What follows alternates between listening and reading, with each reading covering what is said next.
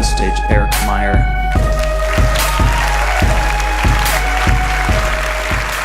Hi there. How you doing? Ladies and gentlemen, I think Andy and Andy deserve a round of applause right now for an amazing show. So, hi. Wait. It's not my clicker. I don't know how do they work? Anyway, I'd like to start with a very brief biographical sketch, which I promise is going somewhere. I started out on the web on late 1993 when it looked like this slide that you already saw. Yeah, mosaic people in the house. Yeah. So I was working at Case Western Reserve University, which is a university located in Cleveland, Ohio, and not a military college, as some of my high school classmates weirdly assumed. At the time, I was a hardware jockey for a library infotech department, basically making sure that the online catalog terminals were working. One day between dealing with support tickets, a coworker, who's actually still a good friend of mine, showed me this new thing called Mosaic. And this was in the days of Gopher, which was basically a BBS on very slight steroids. And I heard some Gopher people. Also the days of the Cleveland Freenet. Any Cleveland Freenet users? There are. That's amazing. My people. Come find me afterwards. We'll have a group hug. The Cleveland Freenet totally was a BBS. But anyway, he showed me this web thing. I was instantly hooked. Like, this is amazing. We could do so much for education and information. Like, commerce didn't even enter into my head at that point. And so I started figuring out how to make web pages. And I started a campaign to become the CWRU campus webmaster. And this campaign succeeded because nobody else was mounting a campaign anything like that at the time. Along the way, I was trying to help departments get online, so I created this interactive tutorial on how to write HTML. And it got a few awards and got mentioned in a book. I wrote a couple of sequels that got into the more obscure corners of HTML. I later calculated that over the course of about 4 years, probably 1 million people learned to write HTML on this tutorial, which in the late 1990s was serious traffic. And I got 0 ad revenue, because there were no ads. Anyway, so in 1996, I first came across cascading style sheets, CSS. And at the time, it was supported in 2 different browsers in uniquely horrible ways. They were so terrible, but differently terrible. They couldn't even be terrible in the same ways. So I started publishing support information, this support grid. This is like the first version of what later became called the CSS master grid, to help other style-curious webmasters figure out what didn't work, basically sparing them of going through the process of, wow, the specification says I can do this. It does not work. Why does it not? Did I do it wrong, right? Like, that was the question. Am I wrong? Is the browser wrong? So I was trying to help people with that. That eventually led to me writing a bunch of articles about CSS and a decade of books on the topic and talks and doing consulting and training about CSS and all that jazz. In a sense, though, I never really stopped helping people learn. I never stopped writing tutorials, anyway, in a sense. So anyway, back in the 1990s, I started writing little journal entries on my personal homepage at CWRU. Right? Back before we called it blog, before the word blogging existed. In fact, I remember when the big argument was whether to call it web journaling or web blogging. The correct side lost as usual. But, there's my picture. We were bloggers once and young. And I kept up this habit as I moved over to my own personal domain, which I got around 1999, which at first was me literally hand authoring static HTML pages and like editing them as I put in a new entry and copy, select, cut, pasting into archive pages off the bottom of it. Eventually I got smart and I started writing it all in custom XML, which I poured through hand-authored XSLT scripts. I don't recommend that. Which turned it all into HTML. Then a few years later, I actually got smart and migrated to a CMS, in this case, WordPress. Let's see, come on, click. I kept up the blogging throughout the years, sharing things I'd learned and thoughts I had about web technologies and standards and the events of the day. And of course, I eventually joined Twitter and Facebook, where I did all that same stuff except in much shorter chunks that were much easier to miss and almost impossible to discover later.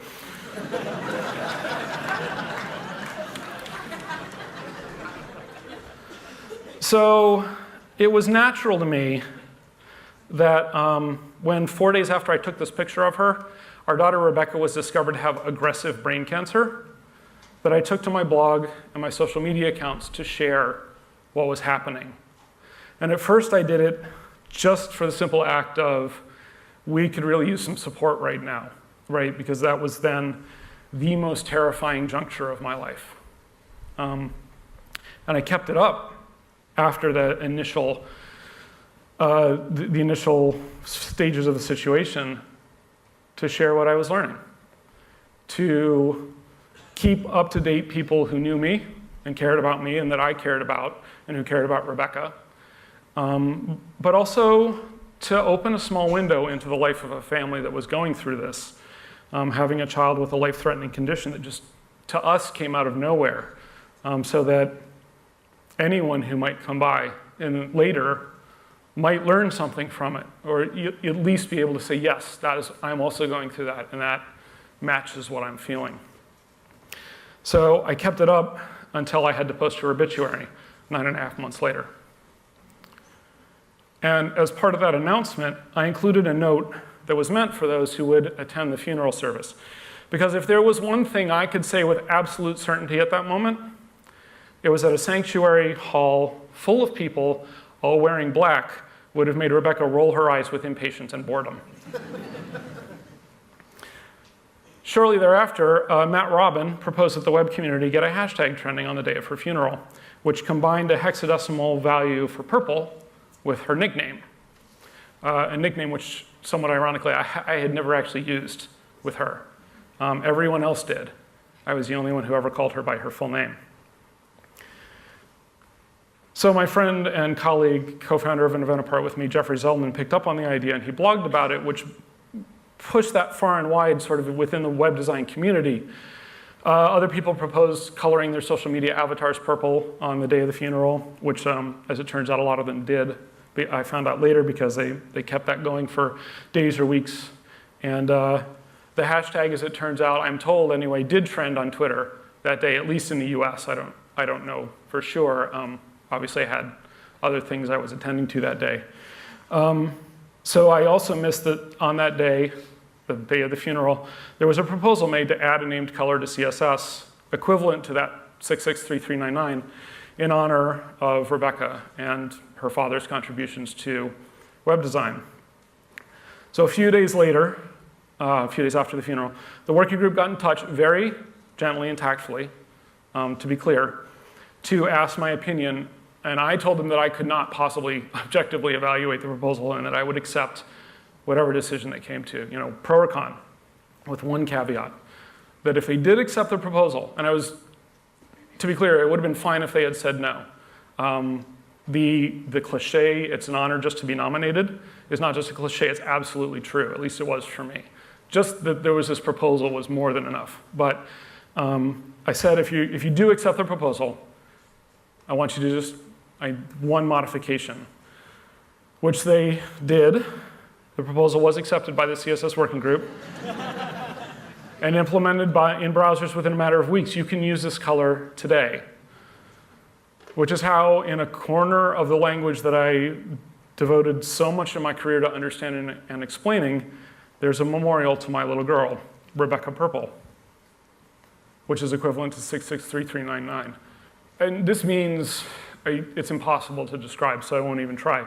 But it was, I have to say, quite possibly the last thing I ever would have expected.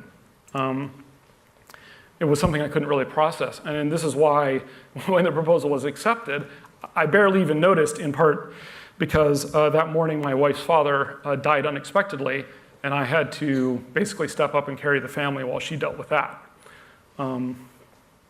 So besides adding the color to Rebecca's memorial page, and eventually adding it later to a table listing all of the CSS colors there are that I'd made a few years earlier, I didn't really think about it much. But I did come to think of it again a few months later. And what pushed me to think about it was Gamergate.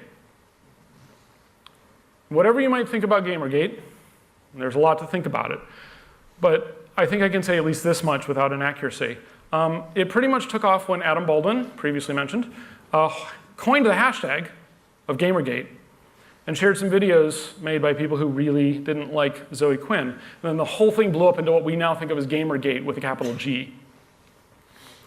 Of course, in the process, unfortunately, there were vicious, horrible threats and attacks against not just Zoe, but also Brianna Wu, Anita Sarkeesian, other women, all of whom had experienced these kinds of threats in the past, but not with nearly the same intensity or frequency that was seen during Gamergate. As a very part-time gamer, I felt like I was looking at this from the outside. Hopefully, all of us did, in some sense. But when I find myself looking at something like that, something that horrible, I often take a step back into analysis. And I was already sort of in that place already because I was trying to cope with everything that was going on. And I was seeing this happen because it just kept coming up in my Twitter feeds or my Facebook feeds when I would go online to sort of have just a few minutes of thinking about something else other than what was going on in the evening. This just kept coming up, and I just started to think about it analytically. This is just a thing that I do. And what I sort of, from that step back, I realized that I was seeing something structurally very similar to the 66339 Becca campaign. Because in both cases, you had a situation that already existed, and it reached a sort of tipping point with the coining of a hashtag and the boosting of the signal by a prominent personality within a community. In the case of Gamergate, that was one person, really. In the case of 66339 Becca, it was two people. But the same sort of process was happening. That there was that sort of hashtag to give people a mimetic hook, and there was the call to do something, and then groups of people organized to do something. With 66339 Becca, you had a collective tribute that gave way to a formal digital memorial. And with Gamergate, you had collective rage giving way to terrible real-world consequences. Now, we often look at these things and we say, the difference here is just the difference in input. You start with negative input, you get negative results. If you start with positive input, you get positive results. But that's part of the truth, but it's not the whole truth. There's nothing that guarantees that the kind of input you give will get the kind of output that you end up with. History is full of examples of people who did the right thing for the wrong reasons or the wrong thing for the right reasons. So it's not just the input. It's also the medium in which these things are happening. We often say that the media and the services that we build are like roads, right? Neutral to their uses. That is not true of roads, and it should not be accepted of what we create. Because yes, a ribbon of asphalt is neutral to its uses, and to the extent that a ribbon of asphalt can be said to be neutral to anything. But we are not neutral to the uses of that asphalt. We decide where and how a road should be built, which includes deciding who will have access to that road and who will not. Just by the process of saying this road will be built here and not there, that means that people there are less able to make use of the road than the people who are here. And there's no way around that, right? The road has to go somewhere if you're going to build a road. But the act of deciding is still there, and the values, what was valued in the creation of that road is still implicit in its course. Furthermore, roads are not free-for-alls. Right? We as a society determine things like speed limits and caution areas and toll collection and the general rules of the road. We do not allow people to drive on whatever side of the road they feel like, thereby endangering other drivers. We set much lower speed limits around schools. We paint lines to indicate where passing is permitted and where it isn't. Hire policemen and judges to catch people who don't follow these rules and penalize them as necessary. We even require licensing of people before they can drive, just to try to make sure they understand at least a bare minimum of the rules of the road before we allow them to use it. Now, I am not arguing that we should license internet use, as tempting as that might be sometimes. I'm pointing out that roads are not anywhere near as neutral as we all too often pretend. Nothing about a road is neutral except for the raw material. On it and around it, there's an entire set of values hovering like an aura. Design is a value statement. What we build and how we build it says a great deal about what we value and who we are. What we make easy speaks to what we value, and what we make difficult speaks to what we reject. Software may well be eating the world, but we are shaping it. Okay? What we do now, what we build, how we act, what we tolerate, will profoundly influence how society develops over the next few generations. Not because what happens now will change you or me. Most likely, we're unlikely to change much. Most of us are pretty set in our ways. But our children are not. What they see online is going to seem normal to them, just as what we saw growing up seemed normal to us. So my effectively growing up blogging meant that to me it seemed entirely normal to share what I was experiencing with Rebecca's cancer and her eventual death. And that drew some criticism from people who grew up in an earlier era and were taught to keep things like bad news and bad feelings hidden away from the rest of the world. I'm not saying that the criticism bothered me. I mean, it was so alien to my way of thinking that it was as though they had criticized me for wearing blue while I did it. But then again, my actions were every bit as alien to their way of thinking. So those of us who build systems of interaction have a unique responsibility because what we allow and forbid defines what we do at a level far more meaningful than branding. Okay, the shape of a system, of any system, says something very clear about the people who created that system and what they valued. To paraphrase Brillat-Savarin, show me what you build, and I will tell you who you are. Not done yet.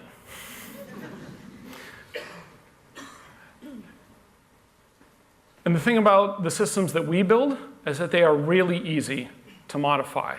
They're really easy to make better. As an example, Riot Games, League of Legends, which I think has been mentioned today. But anyway, it's a PvP game and basically was infamous for the rank toxicity of its chat channels, right? If you were a new player and you got on, these games are long and you could expect for the entire length of the game to be abused in the most horrible ways, verbally abused in the most horrible ways you can imagine just because you were inexperienced. Riot Games recognized that this was a problem. And so they set about trying to figure out ways to change it. They've done fantastic research, and I recommend that you look it up. I could talk for 20 minutes just about all some of the stuff that they did, but from the outside, so there's not much real point in that. But they looked at things like how they worded chat prompts. They did controlled testing, and what color they used for error messages, and how that affected the toxicity of the chat. They have been changing their design because they realized that what they had designed did not fully reflect their values. And we can talk about whether those are business values or moral values or ethical values, but at the end of the day, what they are trying to do is improve their design. Also in the gaming world, I don't know if any of you backed Eco. So apparently someone did. This is a fascinating game. It's been described as a cross between Minecraft and Rust. Basically, it's a voxel-based world with a fully functioning ecosystem. And the players come into the world, and they can harvest stuff and craft stuff and establish an economy. They have to hunt, but the thing is if they overhunt, then the food stocks collapse and everyone dies. If they fell too many trees, then the forests don't grow back fast enough and they get resource constrained. If they build technology, the technology spreads pollution nearby from runoff. But there's an asteroid on a decaying orbit above the world, and so they can't just sit around forever in a verdant pastoral setting and not ever pollute anything. They have to figure out how to make their way forward and not have everyone be wiped out one way or the other. And the promise of the game is that if a world is destroyed, it is literally erased from the servers. It is gone forever. So it's a fascinating design. they're still working it out. They introduced a reward tier that they then withdrew. The reward tier that they established was if you paid this enormous amount of money, then, well, enormous, $5,000, which is pretty enormous for a video game, but if you paid, I think it was $5,000, then your player account in Eco, you would have a special thing that allowed you to just call down the asteroid whenever you felt like. This was immediately dubbed the rich troll tier. And Strange Loop Games, the creators of Eco, have said, okay, yeah, no, we're not going to do that. But they're still thinking about ways that players can affect the world in just beyond local ways. It's fascinating. They're creating a canvas, but at the same time, there are value statements all through this design. Just from the fact that building technology causes pollution, that's a value statement. We can say, well, that's totally reflective of the real world. A video game's not noted for their total reflection of the real world, right? We'll see if they introduce the ability for players to kill each other. If they do, that's one value statement, and if they don't, that's a different value statement. Not necessarily better or worse. The point here is not, this set of values is ultimately objectively superior in all cases, and this is always wrong. No, the point is that our designs are value statements. And if you want to design a system where it's just people beat the crap out of each other and hurl magic missiles and drop nuclear weapons, that's a value statement. It speaks to what you value in a game. If Eco goes completely the other way and it's all about cooperation, that's a different value statement. But with our designs and with the things that we've built, there's not been a lot of thought to the value statements we're making. And that makes some sense. When we started out, it was hard enough just to get people connected. Never mind what they could or couldn't do afterwards. So the way that we build our networks matters in the most profound possible way. To consider two extremes, if we build networks that make it easy to abuse and harass, and make it difficult or impossible to defend against that abuse or harassment, our children will come to see that arrangement as normal or even desirable. Similarly, if we build networks where it's hard to abuse and harass, if it's hard to mount those sorts of campaigns and it's very easy to defend against those sorts of attempts, that becomes the norm. So in 2035, will we think it's acceptable, for example, to mute or block people who are trying to communicate with us that we've never heard of before? And that might seem like a completely ridiculous question to ask, but if networks make it harder to mute and block, then the answer to that question could change. Our grandchildren might think of the act of blocking as completely quaint and archaic.